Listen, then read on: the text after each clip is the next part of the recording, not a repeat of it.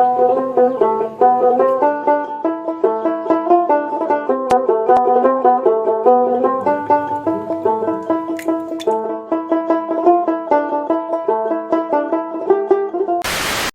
বন্ধুরা, আমাদের চ্যানেলের নতুন একটা ভিডিওয় তোমাদের অনেক অনেক ওয়েলকাম।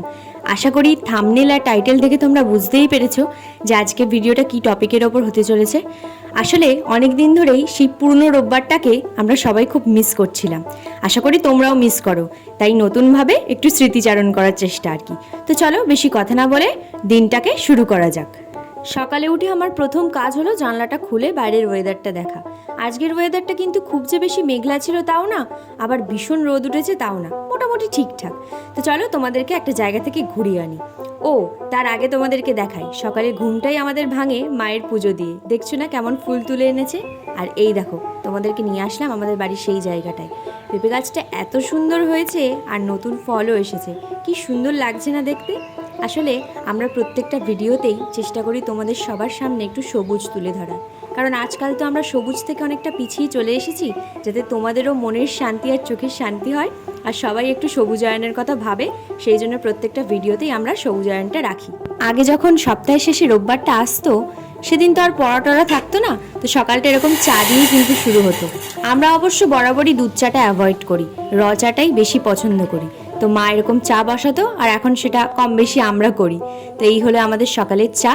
তোমরা সকালের চায়ে কোন বিস্কুটটা প্রেফার করো গো, একটু কমেন্টে জানিয়ে দিও। রোববার সকালের জলখাবারটা সপ্তাহে আর বাকি 5টা দিনের থেকে থাকে একটু আলাদা। মায়ের হাতের এই ডিম টোস্টের স্বাদ রোববারের সকালটাকে আরও ভালো করে তোলে।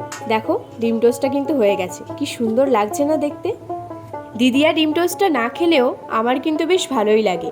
এই দেখো আমাদের বাড়ির পাশে টগর ফুলের গাছটা, কি সুন্দর ফুল ফুটে আছে না।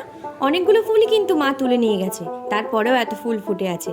আর রোববারের সকালে কিন্তু আমাদের বেশ অনেকটাই কাজ থাকে। সারা সপ্তাহে যেহেতু সময় পাওয়া যায় না, তাই মায়ের একদম কড়া দাবি যে এই দিন আমাদের নিজেদের ঘর পরিষ্কার করে রাখতে হবে। গরমকাল মানেই কিন্তু চারিদিকে কিছু না কিছু আমের দৃশ্য তুমি দেখতে পাবে, সে আমসত্ত্বই হোক বা আমতেলি হোক, এখানে সেটাই রোদে দেওয়া আছে। এর মধ্যেই কিন্তু দুপুরের রান্নাবান্নার তোড়জোড় শুরু হয়ে গেছে। রোববারে চিকেন হবে না সেটা কি হতে পারে? চিকেনটাই তো দিনটাকে আরও বেশি স্পেশাল করে তোলে। ইতিমধ্যে কিন্তু মার ভাতও রান্না হয়ে গেছে আর এখানে চলছে চিকেন রান্নার তোড়জোড়।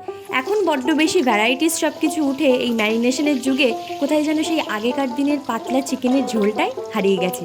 তাই মাকে আবারও আবদার করলাম সেই আগের মতো করে চিকেনের একটা পাতলা ঝোল রান্না করার জন্য।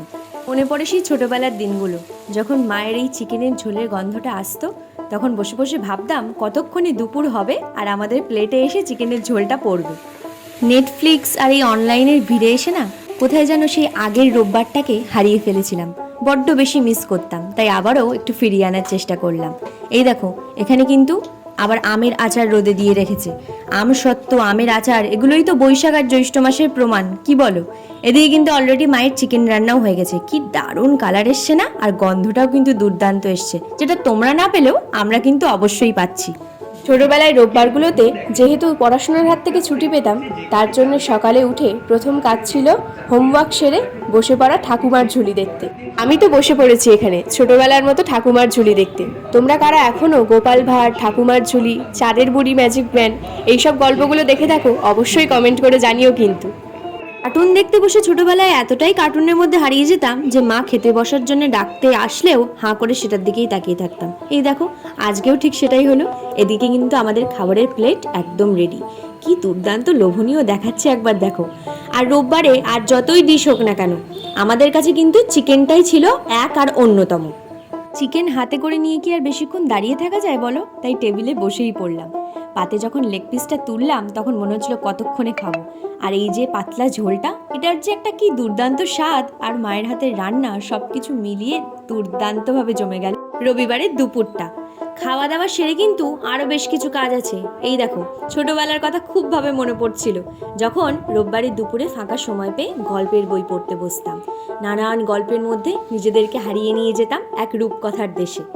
আর গল্পের বই পড়তে পড়তে যখন ঘড়ির কাঁটায় 4টে বাজতো, তখনই মা বলতো, কি রে আঁকার ক্লাসে যাবি না?